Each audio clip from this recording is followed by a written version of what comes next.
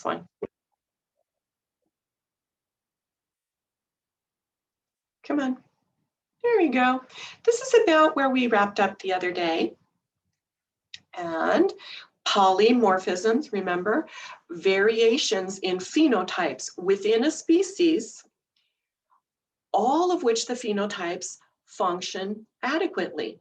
There isn't any universally better versus worse, right? So these are balanced occurrences, and they do give the members of the populations then a reasonably similar lifespan, participation, and function within your species, like having different levels of skin pigmentation, or like being able to digest milk when you're an adult versus not being able to digest milk versus an adult, and so forth. So are all the polymorphisms that we can detect in modern humans the specific result of adaptation, right, of natural selection? And the answer is many are, and we can tell you and show you the evidence, the details, and the circumstances of how they originated, but some we haven't studied. And of course, in science, when we don't really know, we have to say, we don't really know. That's the beauty of science and the empirical world. We need to be honest about things that we have not studied adequately. So you've got a few of them going on from your reading. I do want to put something over in chat and super emphasize it now, because it's one of the things that comes up in not only quizzing, but your last exam and some other things that are happening here in the last 10 days or so of class. The general public, and if I put my glasses on, I type so much better. Imagine that. I don't know why. Thinks that the reason, if they're thinking about it at all, that humans have deeply or even moderately pigmented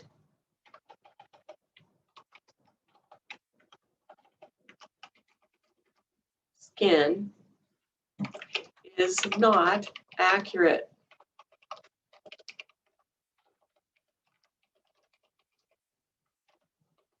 Right? And it's one of those things that even working with college students, it's one of the concepts about our species today that it's really difficult to nudge adult learners off of what you have thought you have been observing for your entire life, which is why I'm bringing it up right now with those of you that logged in this morning.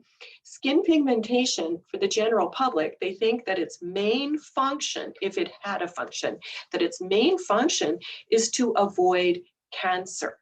But that is not its main function for us as a species. So, right, skin pigmentation levels, and originally, like in the Jablonski article, Skin Deep,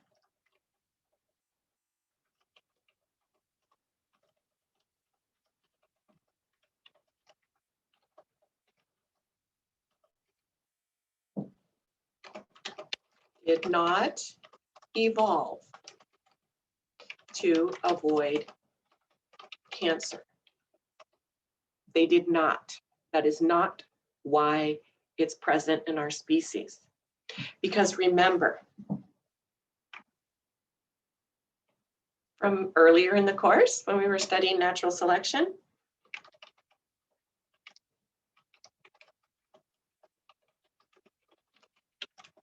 is about reproduction. Always.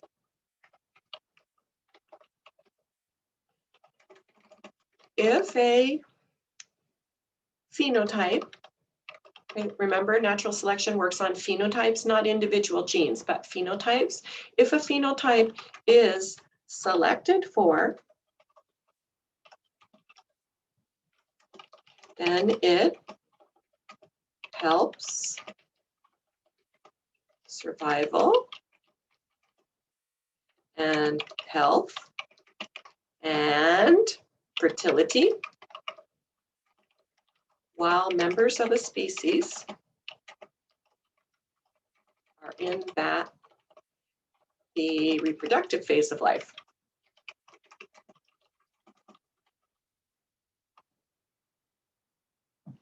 Okay, so it has to be, if it evolved and then changed over time in different environments, it has to have something to do with survival to at least the mid-teens and the development of your reproductive potential so that you can reproduce and send your characteristics to the future, send your base pair sequence to the future.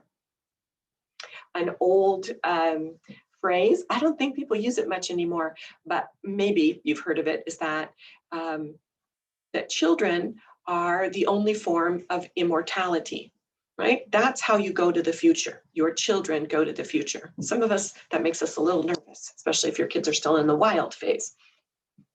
Okay, so natural selection is not about cancer. Because, how do we know that statistically? And we'll move on to that in a few moments here. Why isn't it?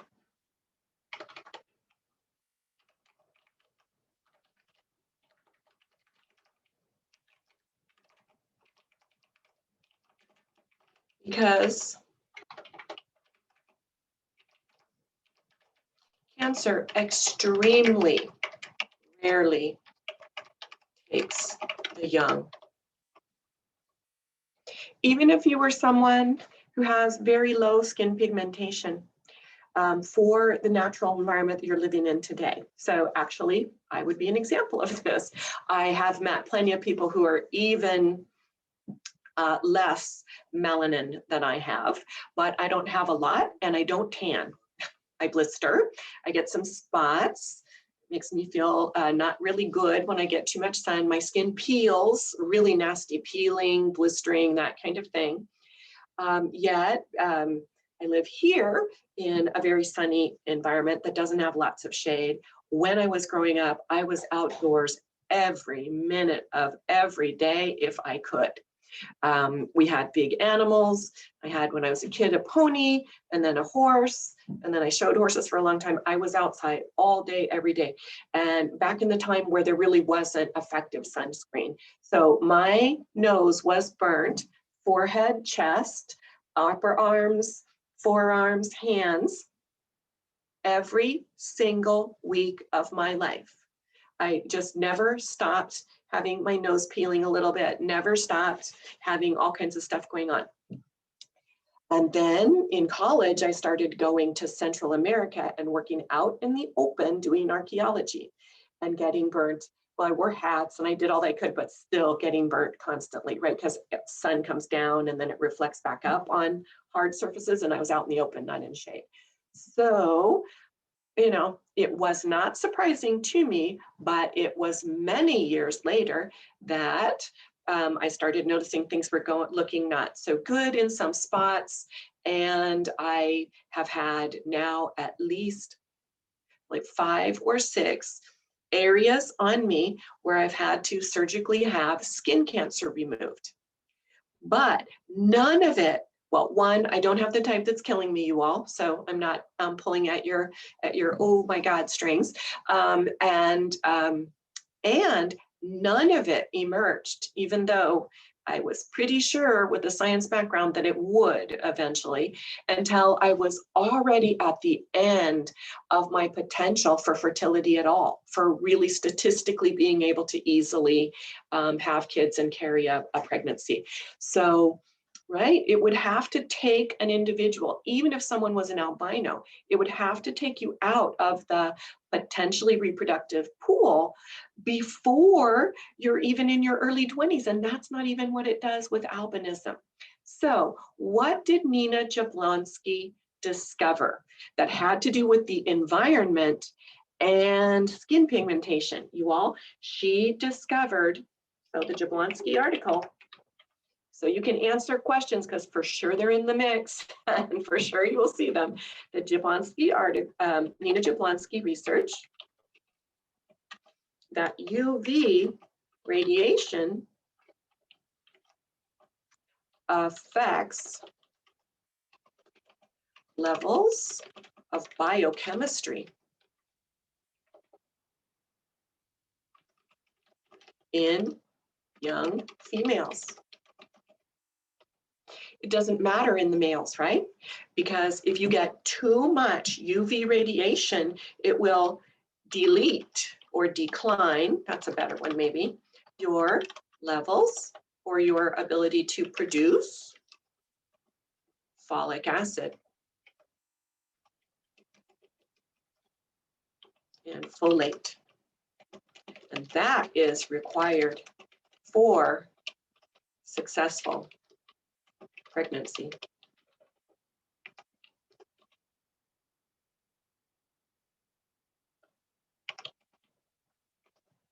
Okay, so be sure you take a look at that. Again, what are the original pigmentation levels in genus Homo, right? Beginning about 2 million years ago. Why do we have that original level? Because it isn't about cancer. It isn't about cancer. Your evolution or natural selection, as we wrap up the class, it does not work to make it so that we're super healthy after our reproductive age. That's why we have to work so hard after our late 30s to stay healthy, because natural selection has not selected for genetic combinations that are helping you to do that. I saw in the super early morning news today that Meghan Markle had publicly shared that she suffered a miscarriage earlier this summer. And really scientifically, even though of course she's very wealthy and has the best of medical care, I firstly was not surprised at all, and I don't know why anyone would have been, that she got pregnant as fast as possible as soon as they were married.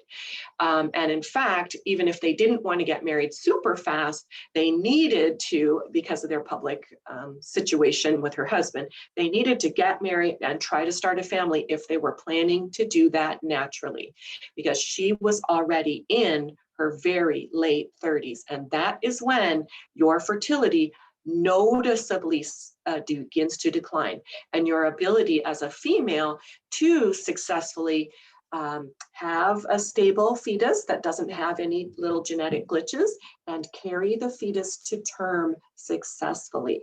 So yeah, obviously they have one baby, and with help, she's going to be able to do some others. But when you see lots of celebrities who hold off, right, because not having a tummy or not having, time off work or those sorts of things are things that it doesn't really mesh with their career, and they don't wait until their late 30s or 40, that's when you start to see that they are having surrogates, that they're getting fertility assistance. That's when you start to see that so many of them give birth to twins.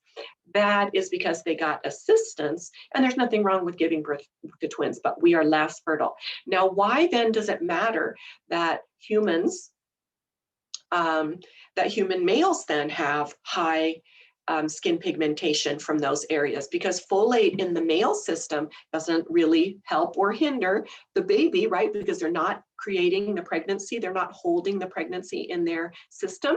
Males have the same level of pigmentation as the females because she's their mother, so that they pass those genes along to their offspring. So it's about reproduction in areas, and then in areas where there's less UV, it's actually healthier to have less pigmentation. And that's why we see the levels. It's about health, reproduction, and raising our little ones. Okay, what about blood though? Because blood isn't about UV radiation.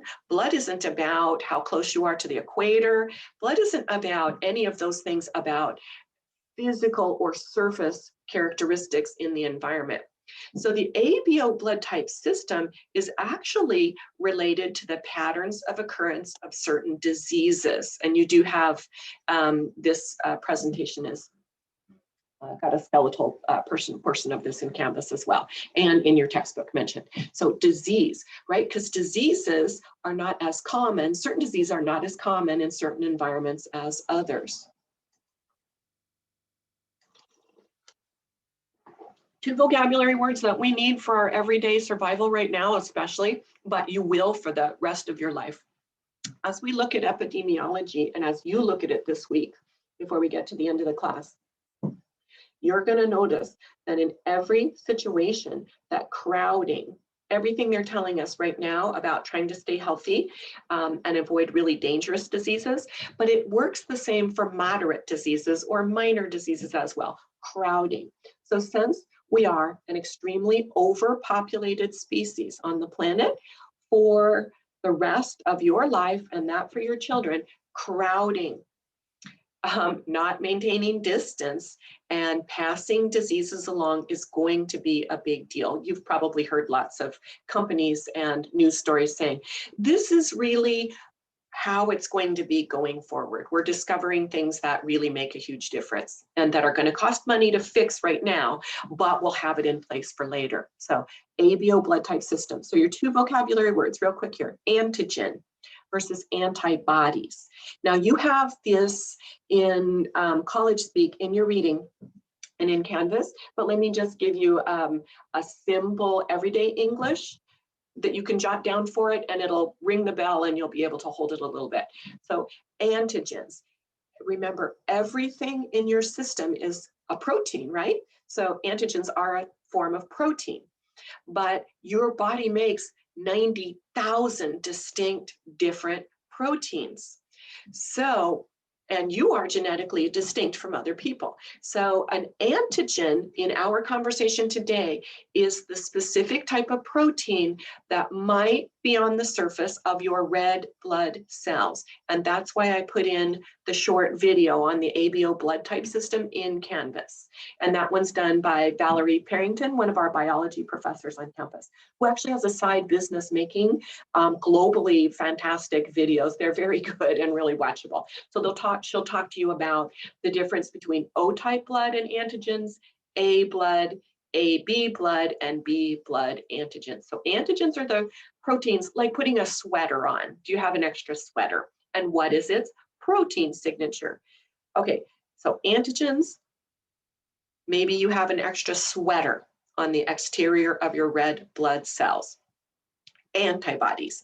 Antibodies are your bouncers, right? Like in a club, not that we get to go in any, or we shouldn't be going in them right now. Antibodies, they're your bouncers or your security guards. Your body makes bouncers or security guards. They must recognize you. They must recognize the proteins that are you. That means when a protein comes in your system that is not you, they get a warrant and they go and grab it and they remove it to someone in your system that's like sending it to jail or prison.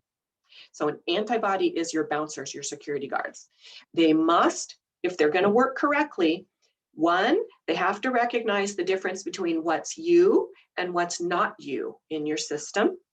And two, they must, in order to go and grab something in your system that's not you, your manufacturing system for antibodies has to make a specific warrant for its arrest or its grabbing. It has to have the shape.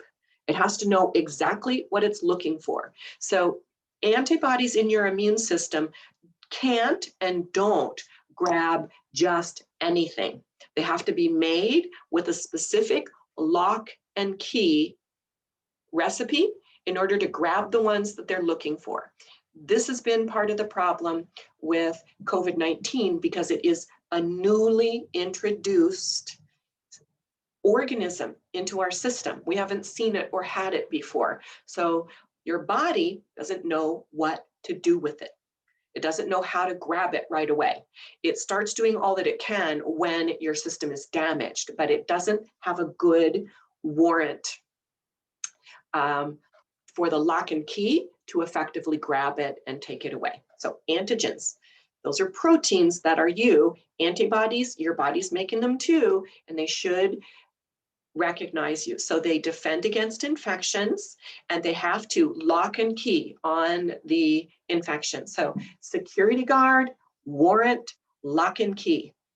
Those are the easiest ways to remember this, and it's the easiest way to talk to someone else who hasn't taken a college class or done a lot of online research or talk to younger kids about it. Why can't your body just go and get it and arrest it or stop it really fast, like it does with the common cold, like it does with the typical, with the flu and things like that? So each individual animal can make billions of different antibody molecules, but it can't do it till it gets that sample, till it gets the warrant, till it knows exactly what it's looking for. So you have to wake it up.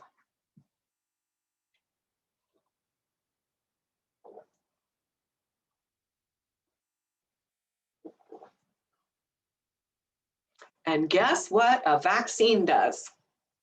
It gives it the warrant and wakes it up. It tells it ahead of time what to look for and gives it a picture, right, of the criminal. So it goes out and grabs just that criminal. So that's what a vaccination generically does. All right, so how does that have anything to do with ABO blood and evolution? So your blood type, when you get a blood type test, right, they take the little drop and they put it on the slide and they put a little drop of something else on it, and then they take a look and see if your blood reacts to it or not. That's how they do the basic of the test. Some of you, anybody might want to share over in chat, how many of you actually know your blood type? In my experience, most people don't. I know that I am blood type A, and I am A negative. But the positive, I'll type it. Negative part is a separate test. And it is looking for the RH antigen. Let me let somebody's here, over here. Okay, it looks like somebody was wanting to log in, but I don't see that available. Okay, let's hold it on over here. See if I can catch them later when they try to log in. Okay, so what about you all? Do you know your blood type? Anybody? O, A, B, AB? The most common allele and blood type on the planet is O. There you go, Abby. Yeah, lots of us probably don't know, but interesting to do that is O. As you know, though, one of the things about okay, so you're AB. Okay, you're going to love this, Jesus, when we get to the next slide if you haven't already looked at it. Okay, so now when you look at that video on there, here's what you see. And, all right, so A. If your blood type is A, it means that your red blood cells, and I'm doing it in regular English speak because that's the easiest for us right now. It means that your red blood cells, which are the same as anyone else's, have the A-type sweater on top. It's got an extra protein coat, and I just call it A. A doesn't stand for another word. So if your blood type is A, remember antigen, that's the protein you have, then you have the A antigen on top. The video on there that Valerie made it look like donuts that are plain, donuts that have one kind of sprinkles, another kind of sprinkles, or both kind of sprinkles on them. I like that donut. I don't get to eat them, but donuts are my favorite naughty food. I love donuts. So my antibodies then, my security guards, hate B. They are not going to be comfortable with type B. If you put the wrong kind of blood in an AB blood type person, then it clogs up their blood flow system, and it does, at the minimum, extremely damage their health. But if you put very much in and it doesn't take too much, it kills them, and fast. Why? Because the immune system grabs all those red blood cells, and when they don't flow, then your body is suffocating. They're not carrying oxygen, and it's killing off your other tissues. If you're B, then you have the B type sweater, right? You have B type sweater, right? And remember, those are both dominant alleles. So your antigen is B and your body hates A. A goes in your system, yikes, terrible. Now, if you're like Jesus, and the least common allele on the planet for blood is B. So if you're AB, it means one of your parents gave you A in their gamete and the other donated B. And you're wearing two sweaters. So right, like in the donut thing, you have two colors of sprinkles on the outside. So you have both of those proteins on the surface of your red blood cells. That means that your body doesn't hate A and it doesn't hate B either.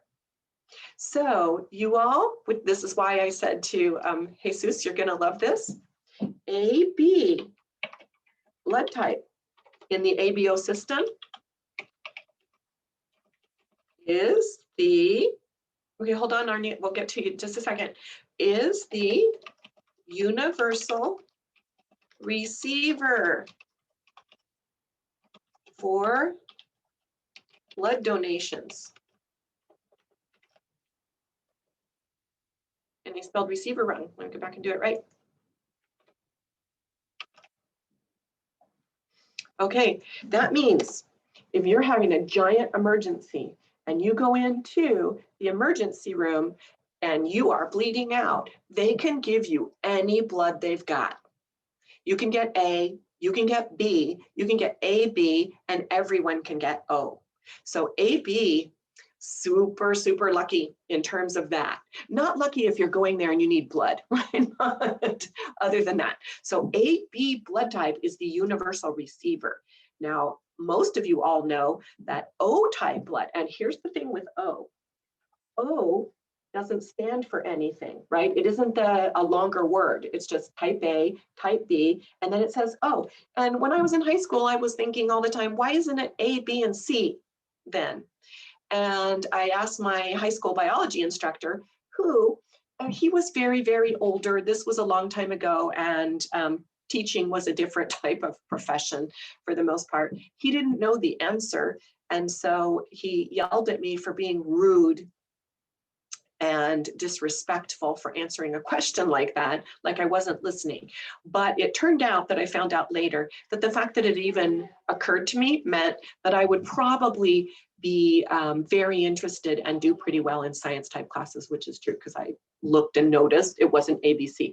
The O, you all, isn't O, it's the null sign. So they just don't type that easily, right? So let me do my annotate here with a nice, yeah, that one I'll do good. So O is really this.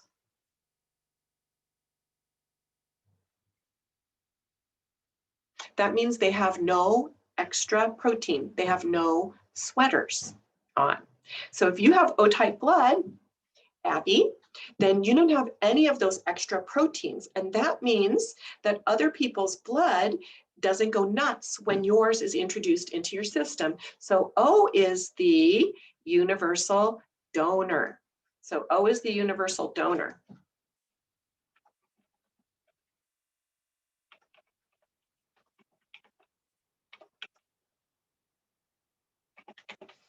Well, you are the medical angels. So you can help anyone out for that. So O is the universal donor. Now, what does this have to do with evolution? Remember, again, when we look at this, it means there's an additional protein on the surface of the blood cells. So how does this have something to do with disease, resistance, and susceptibility, and moving us? Okay. Come on.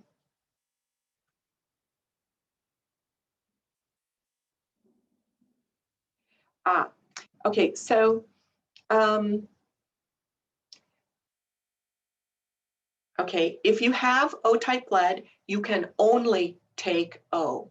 Good question, all of you. So if your blood, if you are O, then you can only receive O. And O is the most common allele in humans. Might mean that it's the original one, it might not, it might just be the most common, right? Because we've been around 300,000 years, there could have been big changes in humans.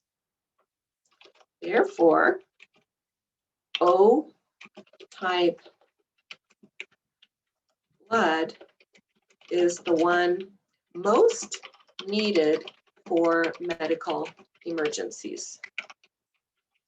So oftentimes, if you have O-type blood and you do donate, they do actually reach out to you.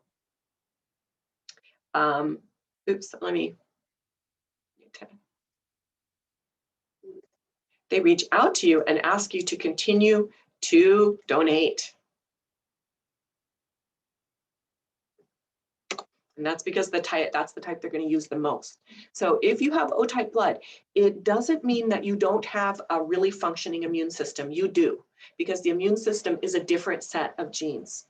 It's just when your body is looking for something that's flowing around in your blood, for instance, then, right, then it would be not happy if you were O-type blood and then there was an A protein in your bloodstream. Do you? Yeah. And when you have a B, that one is quite rare. And so they also try to track you for that one too. So now your antibodies are how you fight off diseases for the most part. If a microorganism over time, because remember again, microorganisms, one, you can't see them, and two, they are species. So microorganisms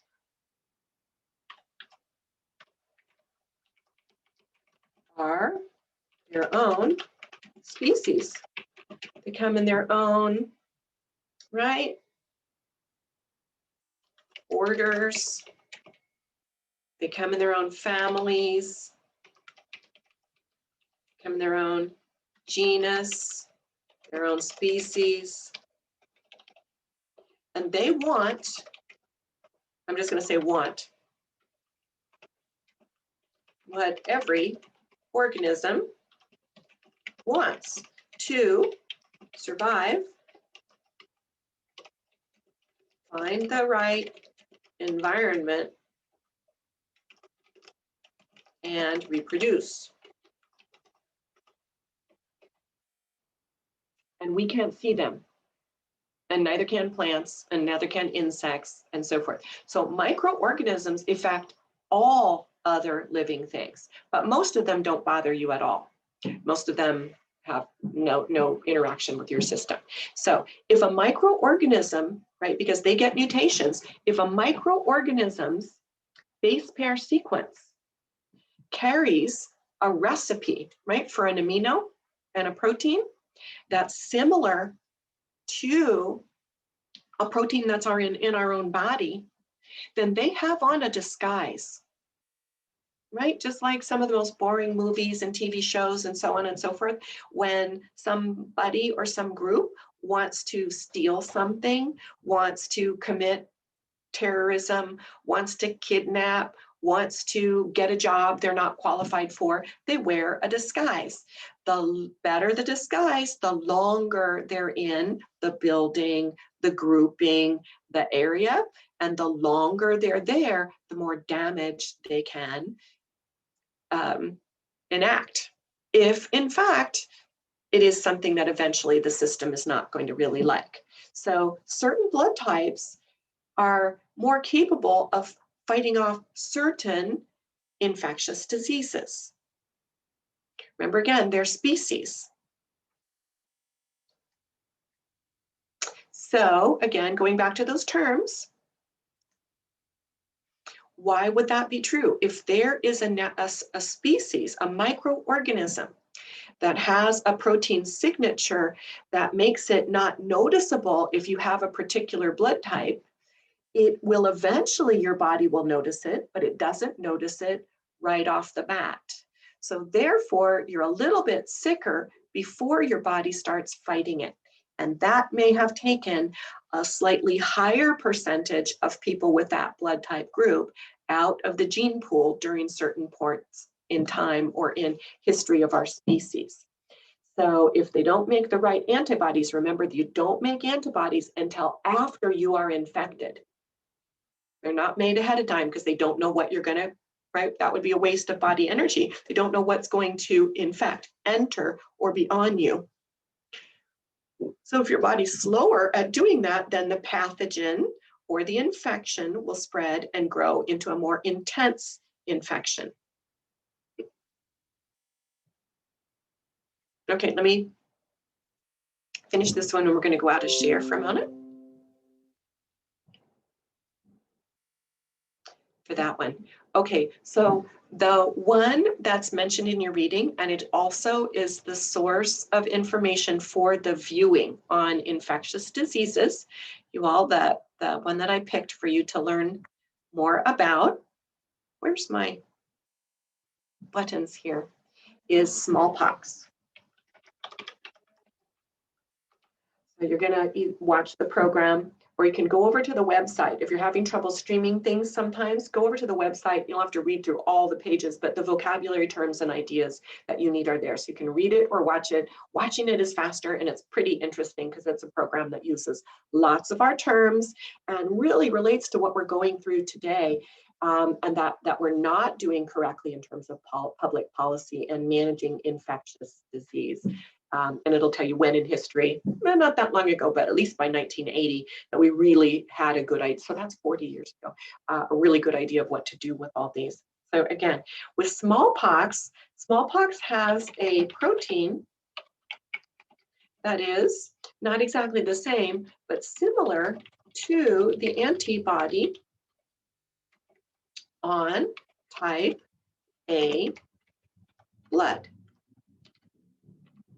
It doesn't mean type A people will automatically die, but it does mean it's harder for their body to fight off. So the more we look, and so, but no one blood type is really effective with every pathogen.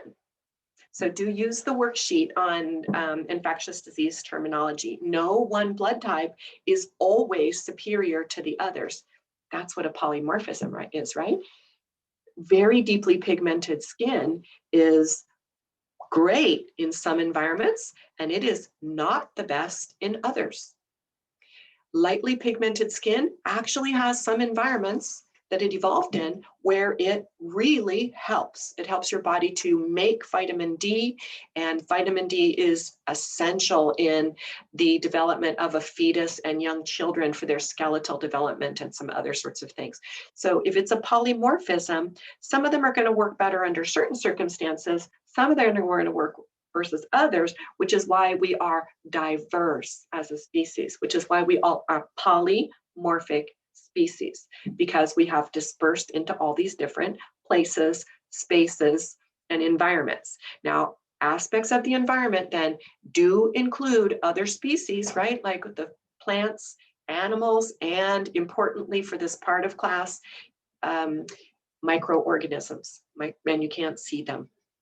So yes, the things that I've been hearing lots of people say on interviews and so forth about, oh, well, you know, nothing's going on. I'm not in danger. I don't believe there's a problem. You can't see it. You can't see it. You can't say everyone around me is healthy. You can't see this. So part of the reason you're also watching the smallpox video, which it relates in general to the course, and I've been using it for quite a long time, because if it isn't like a COVID-19 year, it's a SARS year, or it's a NARS year, or it's a flu year, or whatever it is, right? We're a crowded species, so we're always going to have these things going on. But the vocabulary then for it, for what is its incubation period and so on and so forth, will fit right into what we're going through today. All right, I'm going to share screen and go over to then epidemiology. And the notion of epidemiological transitions.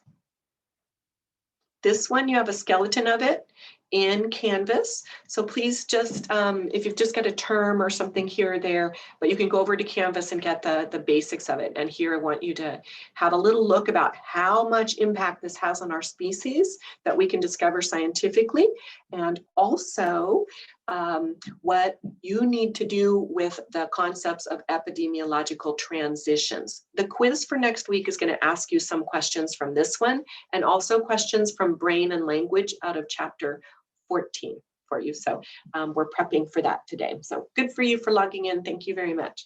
Okay, the most significant agent of natural selection for any human population is infectious disease.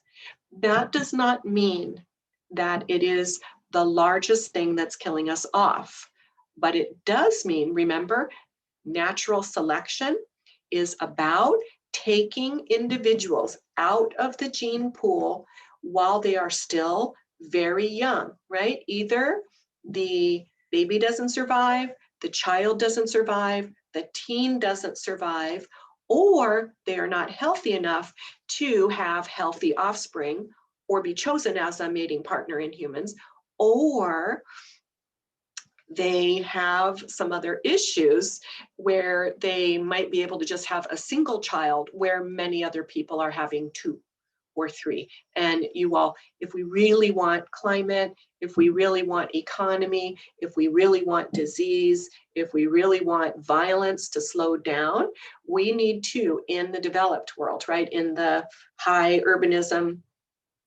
world, we need to really, one, support individuals who say, I'm not highly motivated to be a parent. I don't think I was born to be a parent. And stop being mean to them, right? Stop pointing a finger and saying, it's your job, that's why you were born, God expects you, et cetera, et cetera. There are people that just don't want to do that.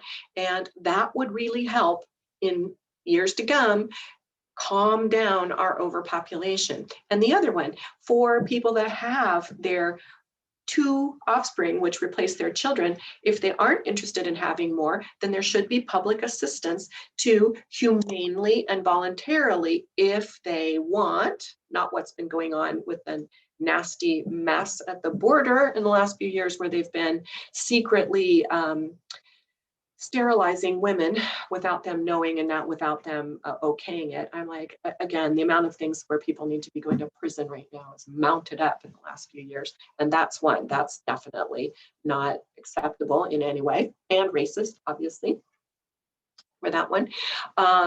But when also for people, when they're finished and they have the size of family, it should be easy, affordable for everyone to ask for this and have that something that you can do, whether you're just learning about the timing of it, or you want medication, or you want surgery, or whatever it is. And then stop pressuring everyone around the planet to think that having giant amounts of children is what you were born to do.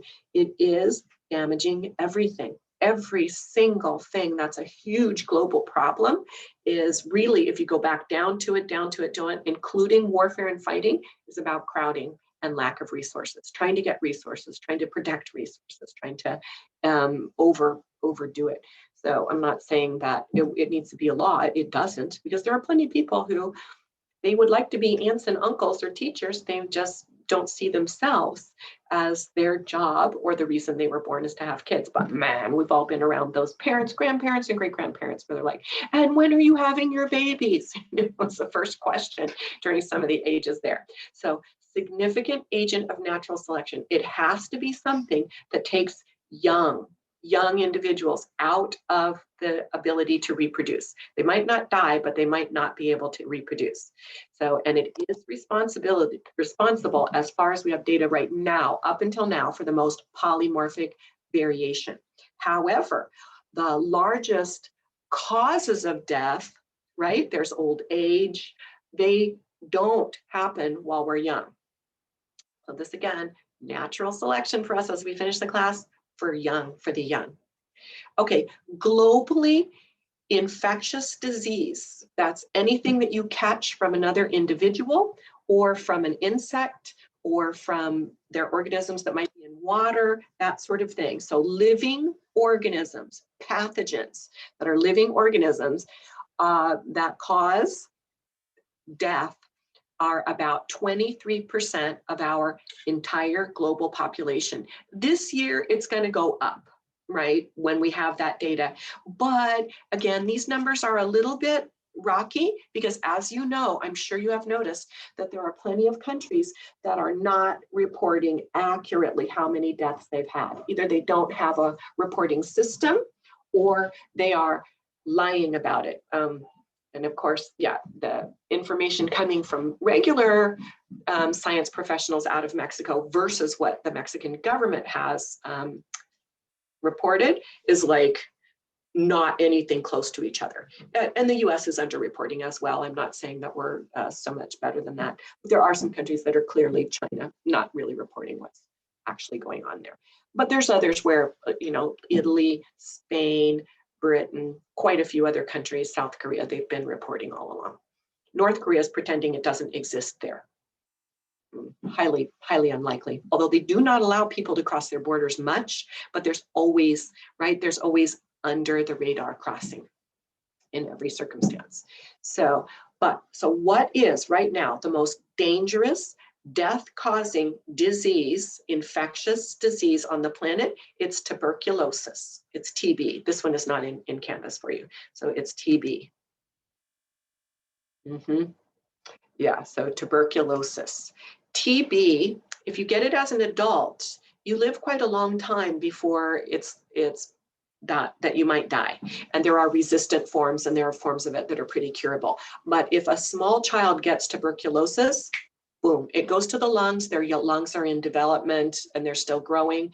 And it is extremely difficult to save any child that gets TB, which is why we have so much reporting, right? When somebody that's like, for instance, a student in a school or at a college, and then they contact all the people that were in the classroom with that one. TB problem, same as the problem with COVID. One, you can't see it, and two, it's spread by breathing.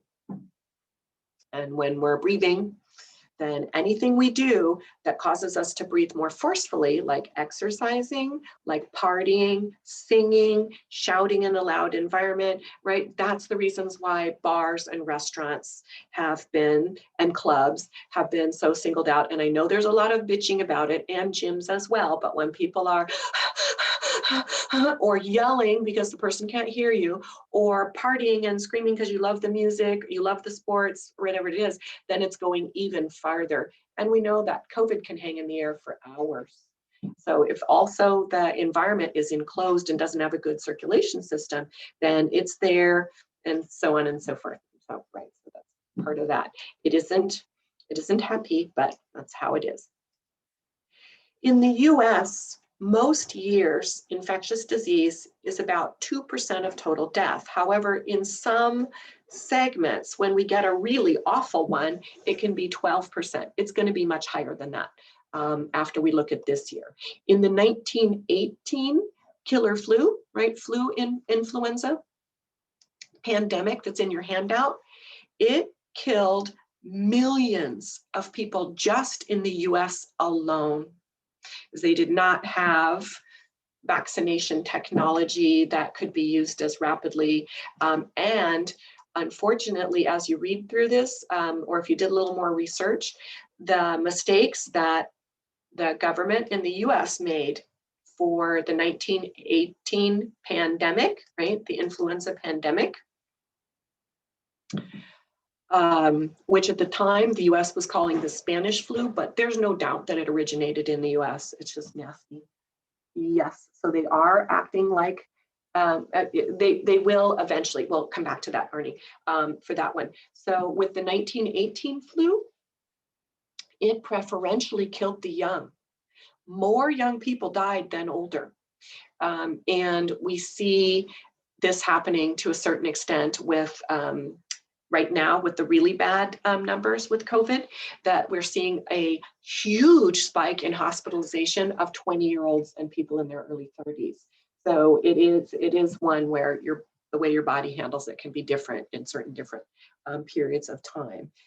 for that one. So that'll be a little bit more. But in that particular case, going back to public policy, because again, I hear a lot of bitching, but the public policy is sound. You're going to see it again in the smallpox program, where they're not targeting it at what's going on right now. The program was made a little while ago. By the 1980s, the program's called surveillance and containment. That has been what, right? Dr. Fauci and a lot of the other and some governors and so forth have asked for surveillance and containment. When you see a lot of it, then you close it down for a while so that it doesn't get out and start infecting larger pools of people and spread and spread and spread, because we don't know who's got it for at least a week and probably 2 weeks, as long as maybe 2 weeks in some diseases. Smallpox is kind of slow too. With COVID, what they're saying is they see all these people saying, oh yeah, I'm going to travel and I need to see the family and I need to go do a group activity.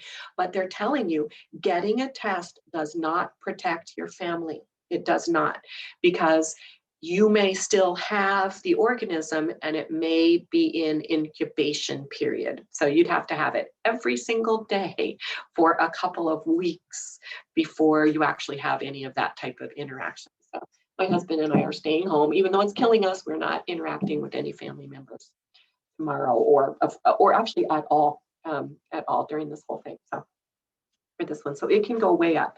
But in 1918, the federal policy in the United States for the disease was to tell the news organizations and leaders like governors and mayors and so forth to tell the public that nothing was wrong, to just go about your day and not worry, and nothing was wrong. So people didn't stay home, they didn't mask up initially, even though they knew to do that. Had they known it, they didn't stop going places. And the United States shipped off young military members, right, because this would be in the World War I era, to Europe and gave it to the rest of the world. We were criminally negligent, but the disease was understood less well. So when it came out just a couple months ago that our top federal official had decided not to tell the public how dangerous this was,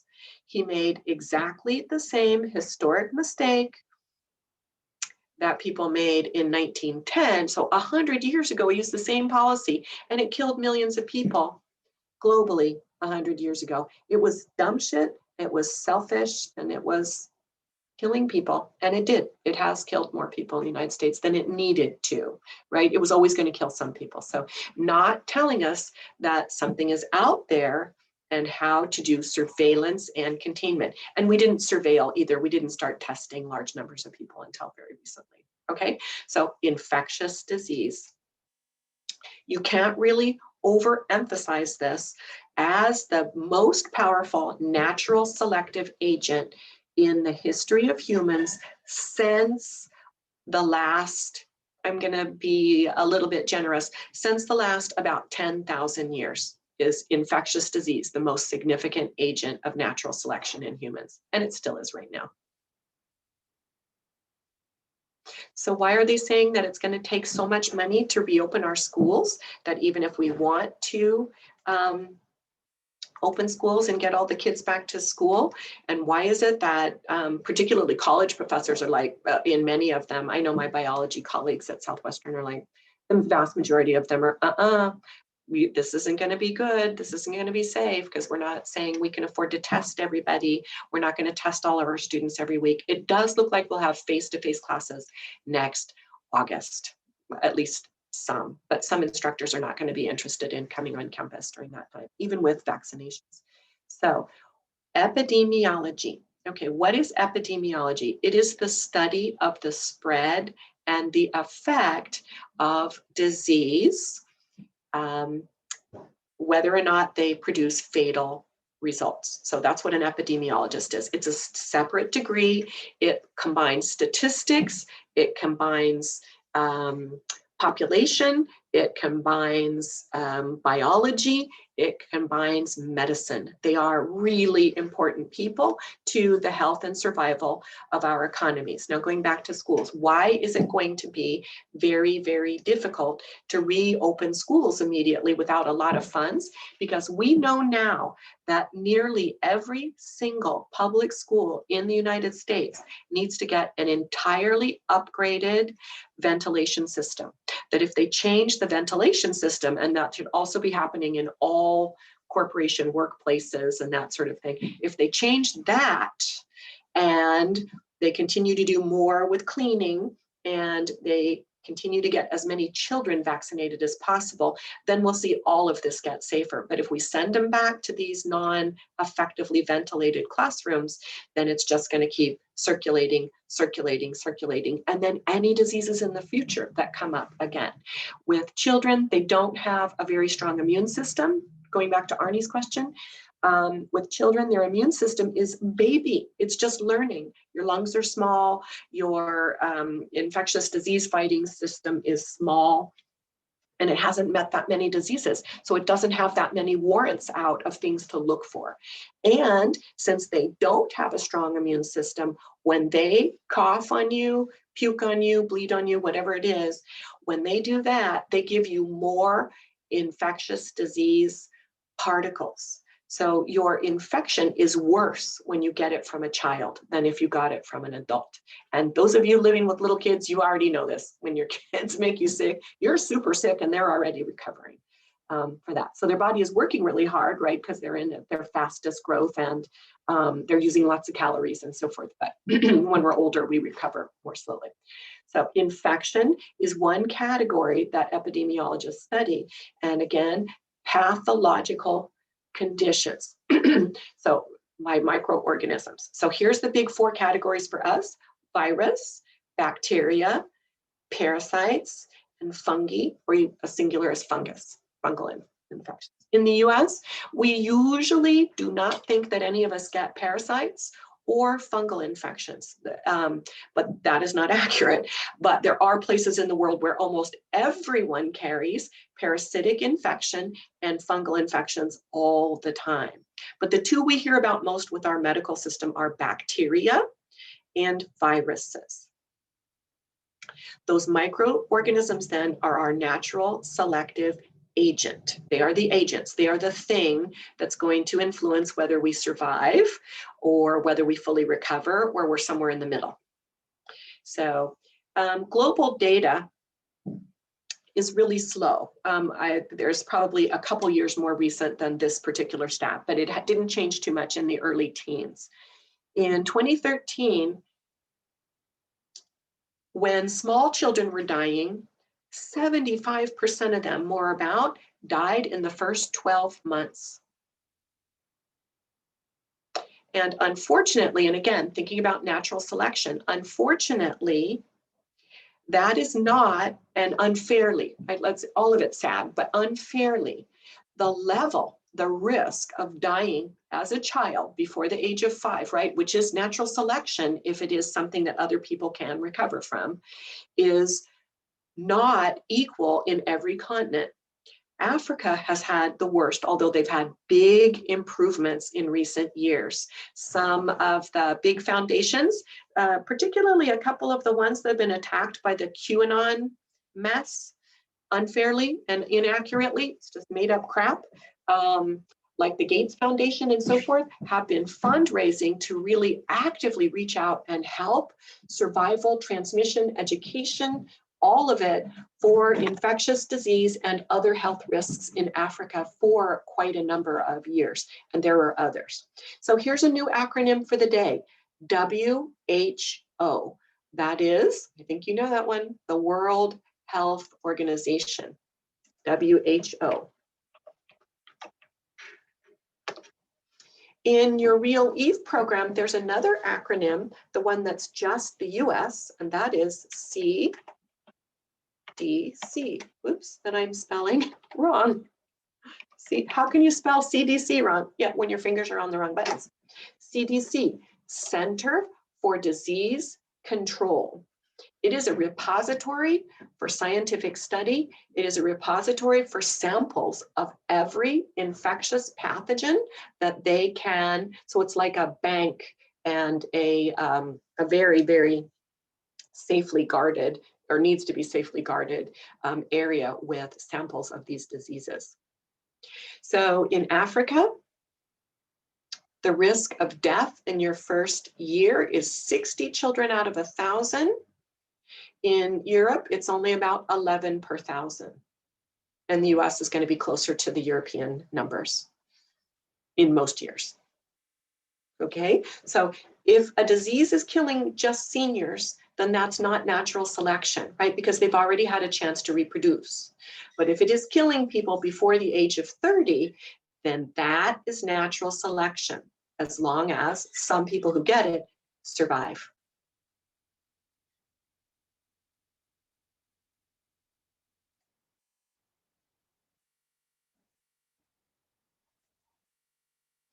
This is one of the worst and awfulest statements ever, although in some African nations, again, it is getting much better.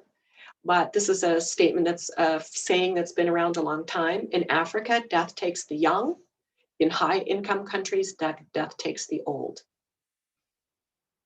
And this means that no matter how good our intentions are about being good people, that people in these high income countries are not doing all that we could to support all people on the planet. Lots of us are, right? Lots of people are contributing to some of these outreaches, are contributing to fundraising. You do see some of our US and, yes, they can. Arnie, when the, in the smallpox video, you'll get all that data. It's towards the end. It's really, really good.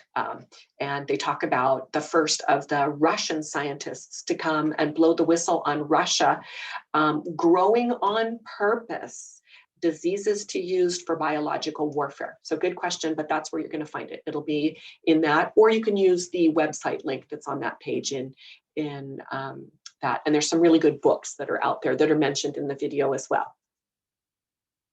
So if we look at the number 1 and 2 places where children are going out of the gene pool, overwhelmingly it's Africa and Asia. And it's a mix of diseases: bacterial, viral, parasitic, and fungal.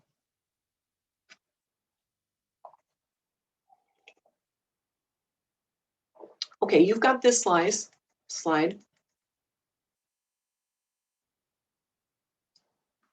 We'll just do this one and we'll go over in our last few minutes and take a look at what I need you to be able to answer questions on when it starts talking about epidemiological transitions.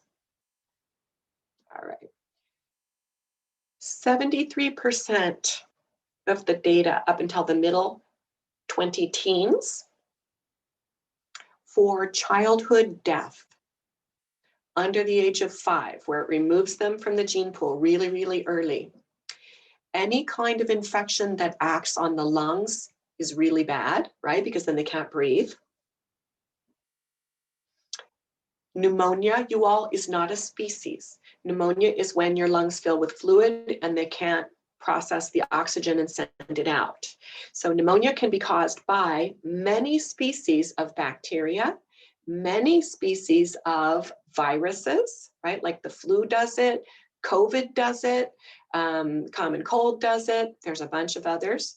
It can be caused by fungal infections as well. There are a number of things that cause that. So pneumonia is just the condition, not the cause. Diarrheal diseases.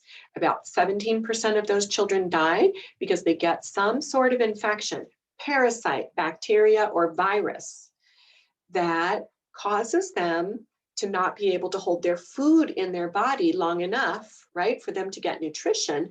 And as they're having the liquid diarrhea runs, they are dehydrating. And because they only weigh a few pounds, they dehydrate really, really fast. When you're super dehydrated, your blood, your brain, everything shuts down and you die. So diarrhea and lung infections. Being premature and low birth weight, It's probably about 10% of them. In many of those cases, sometimes the mom just has in general bad health, but she may also have bad health because of bacteria, virus, or parasitic infections. Sometimes though, it's just being poor. She might have calories in her diet, but she doesn't have any nutrition in her diet.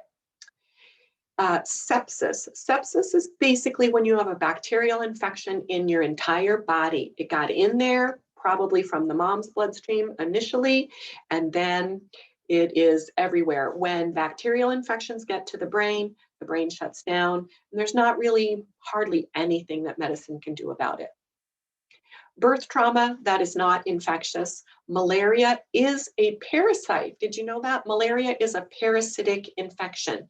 They're getting better at managing it in Africa, but as you are reading in your textbook, it is also very common in Southeast Asia, in Central America, in Caribbean island countries, because the agent of malaria is a parasite. But the vehicle, right, the vector of malaria is a certain species of mosquitoes. And those mosquitoes need warm, watery environments. So any place in the world where those mosquitoes can live and thrive, when they get infected, so they're infected as well. They're just accidentally passing it to you because they still need to feed and reproduce, but they have the infection. That's how tiny malarial parasites are. The parasite, just in case you're interested in this specifically, is Plasmodium. So Plasmodium causes malaria. So the 4 of these, pneumonia, diarrheal, sepsis, and malaria, are probably about 50% of all under 5 deaths on the planet. So it is shaping our species in places in the world where most of the children are dying, or many of the children are dying very, very young. They're not passing as many individuals with their unique base pair sequences to the future as other places in the world where a higher percentage of their children are surviving. For a while, and I don't know that this is currently accurate, but for a while, the infection rate of the human immunodeficiency virus, AIDS, the one that causes what we call AIDS in the US or in English speakers, was almost 50% of young adult males in Africa. So they were passing it along to all the females that they were having intimate interactions with, and to anybody who was using or coming in contact with their blood, and if they were getting tattoos, and right, and it goes on and on and on. So blood transmission for that one. But why isn't the world super worried about HIV or AIDS? The reason why is it is very difficult to catch. That one is not an emergency panic mode thing, because you really need to be either getting that blood injected into your system, or you need to be having that through mouth or genital or anal contact with another person who is infected, or a mother giving birth to the baby. So since it's hard to catch and difficult to spread, it's got a slow reaction. It is not going to be something that infects the majority of our population on the planet. But if it's respiratory, then we panic.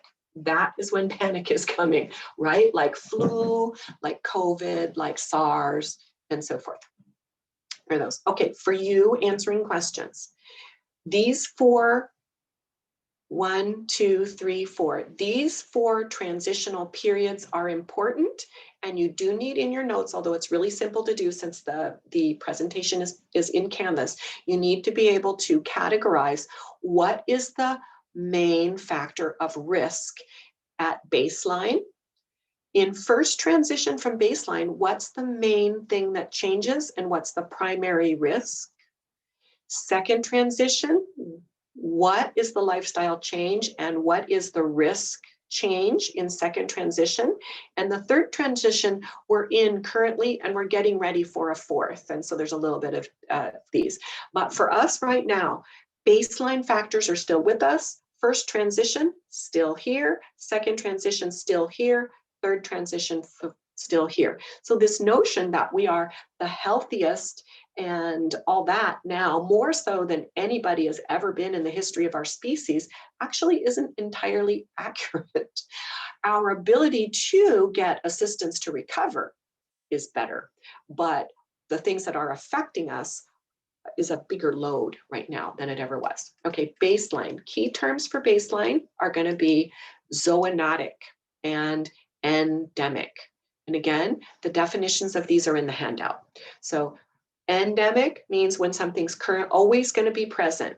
Right now, COVID is endemic. It is everywhere. It is in every area. It is not going to go away, even when we start introducing vaccinations, because I've been horrified to read that something like 50% of people in the United States are saying that they don't intend to get a vaccination. So all I said to my husband was, well, then that means that they'll offer it to people like you and me sooner. We won't be in such a long line. But remember also with the vaccines coming out, it has to be for the whole world. Every country is wanting access to these vaccinations. So it's good that now that there's 4 companies that are producing vaccines. They don't all work in exactly the same manner, but all of them seem to strongly help your system to resist this particular species, the coronavirus 2019. Okay. In baseline, so this is from early hominins all the way up to very recently, the main things that were really problematic for their survival and reproduction were some disease factors that we think humans have always had and still continue, and then those that we were coming in contact with 2 million years ago to 10,000 years ago that happen when we come in contact with animals. And animals does include insectual. So insects that are passing diseases, consuming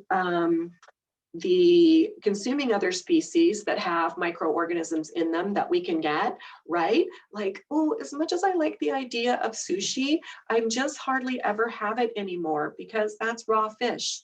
And the science tells us that it is heavily loaded with pathogens, parasites that human bodies sometimes will catch from them. So that makes me really, really nervous, let alone the fact that it's raw, which means it always has a lot of bacteria on it. Always. There's no getting rid of bacteria.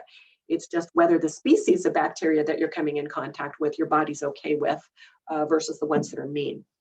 If it is something coming to us from an animal source, and animals would also be considered insects, then we call that type of infection zoonotic. Easy, right? The word zoo is in there. So that's what zoonotic is. So for your earliest ancestors, pretty much their main risks were either injuries or infections that were coming from zoonotic, because there weren't enough of them to come in contact with strangers. They were really just in their own household or their own, right? They didn't live in houses for a long time, but their own group, their own local group.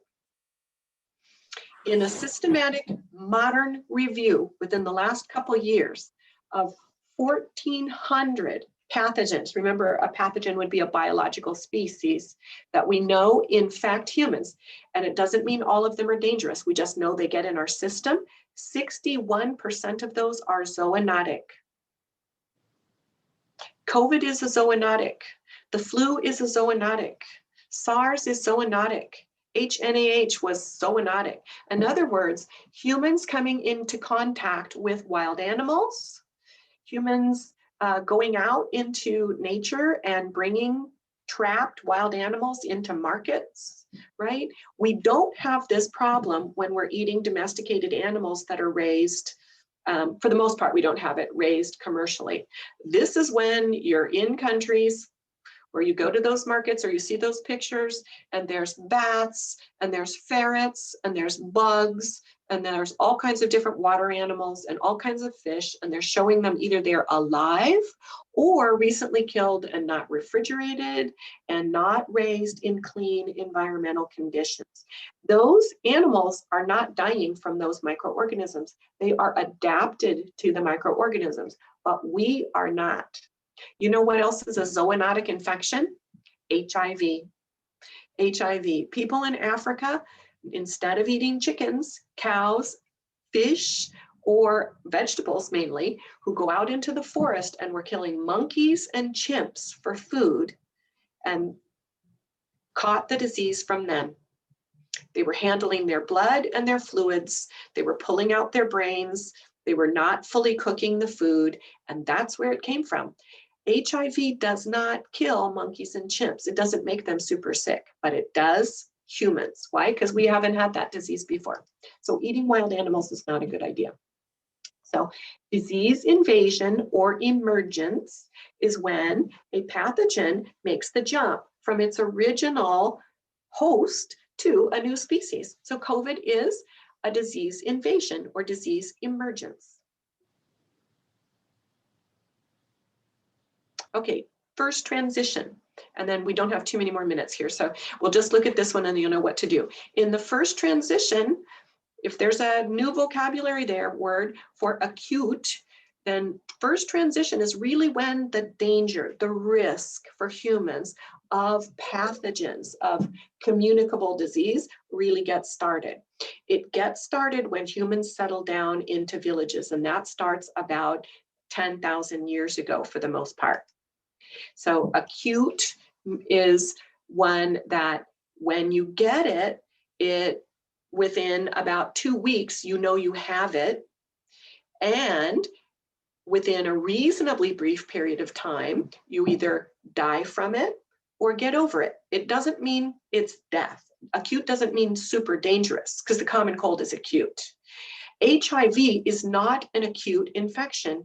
The pathogen is in your body sometimes for almost 10 years before you notice that anything is not functioning correctly. So acute just means you're going to know pretty quickly.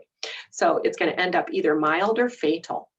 So influenza is acute, a cold is acute, COVID is acute. Those are acute infections. Most bacterial infections are acute. And then you've got a few other terms here as you go through. So just make sure you see them. So you might see a question that says the main factors that change in the third transition are, the main thing that changes in the second transition is, or the first transition, or what is baseline? What are the problematic conditions in baseline? So just be sure that you can just do that, right? And then, which is why I ask you to do a little bit of practice questions next week on that. Okay, so this is our time. I'm going to stop this, stop share. You all do remember, I did send out a reminder today. Do remember that by the end of the day today, the quiz on origins and dispersal and skin pigmentation closes. It's just 10 questions, so that'll be a quickie for you. And then by the weekend, your visual activities. So the question set that I posted, you're just going to answer those questions briefly and then take a JPEG and post them the same way that you did with your timeline or the same way that you did with your primate activity. But this one is going to be briefer, but by answering the questions, you'll have some useful notes for the next unit. All right, enjoy your overeating holiday, you all, and I will see you next week. Take care, be well, and have some yummy food. Thank you, Professor. Have a nice Thanksgiving. We see Yeah. next week. Yeah, exactly. I know. Everything's it always seems like time's going so fast at the end of the semester, even though time is time and it's going the same amount. I know. But at least we're finally doing things that are super current that you already know something about. So we're just adding a few more words to conditions that people really already are pretty familiar with. So it'll be good. All right. You take care. Yeah. Thank you. See you next week. Okay. Bye-bye. Okay, bye. So, all right, yeah, signing off with the 7 a.m. crew, saying hello with the 8:35 crew if you're logging in a little bit early.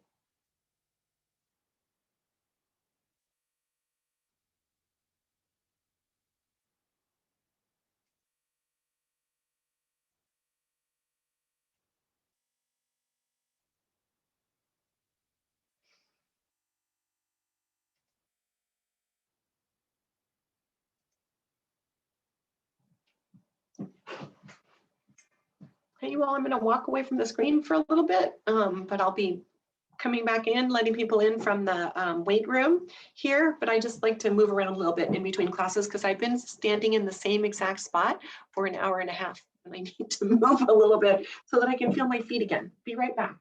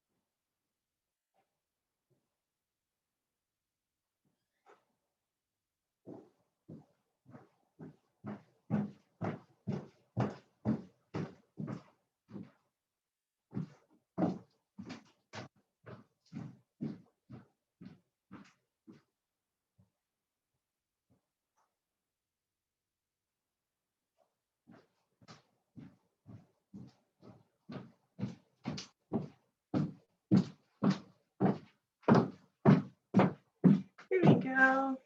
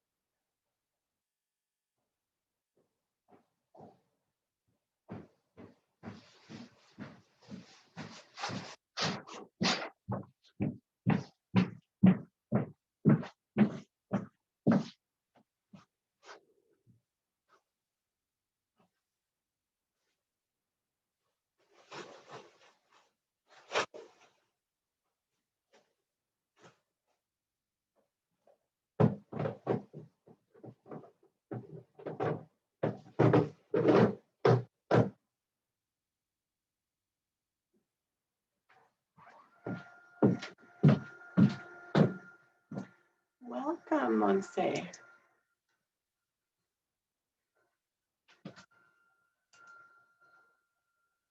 Hey, you all.